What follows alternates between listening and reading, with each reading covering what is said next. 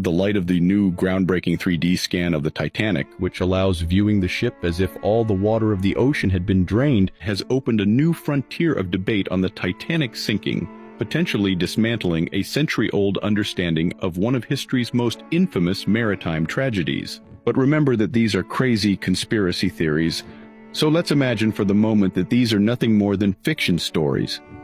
Whether the Titanic suffered damage from riding over a submerged iceberg shelf, as Stevenson suggests, or was the victim of a larger conspiracy, the enduring mystery of its sinking continues to captivate everyone. The Titanic grazed an iceberg, causing a 120-meter breach in its double-reinforced steel hull.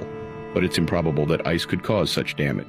Upon further investigation, we encounter unknown surprises. The Titanic had a twin, the Olympique, both owned by J.P. Morgan. A separate strand of evidence hints at a more dramatic theory, a potential switch between the Titanic and its sister ship. The latter had a severe accident that left it almost unusable. However, it was not insured, and the repair was Morgan's responsibility. In a cunning move, Morgan swapped the names of the ships and decorated the damaged Olympique to look like the Titanic. During the inaugural journey, the damaged Olympique sailed disguised as the Titanic, and the insurance paid the sum of $5 million of the time. The real Titanic continued sailing under the name of the Olympique until 1935. But the surprises do not end here. A ship, the SS California, loaded with blankets and jerseys, set sail 5 days before the Titanic and anchored at the disaster point. It's odd that the experienced Captain Smith deviated from his course and that the lookout had no binoculars. It's strange that the radio stopped working hours before and that white flares were launched instead of red ones.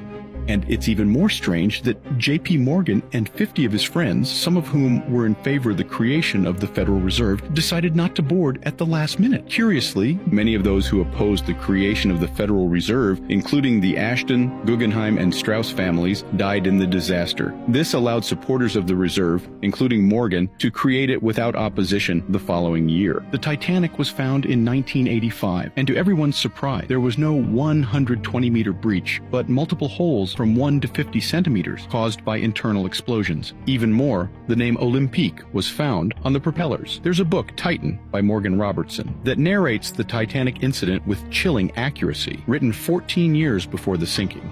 This series of events raises serious doubts about the truth behind the Titanic. Whether the Titanic suffered damage from passing over a submerged iceberg shelf, as Stevenson suggests, or was the victim of a larger conspiracy. They say that fate is not without irony, and the dollar begins to show signs of losing its hegemony at the same speed that ships sank more than a century ago.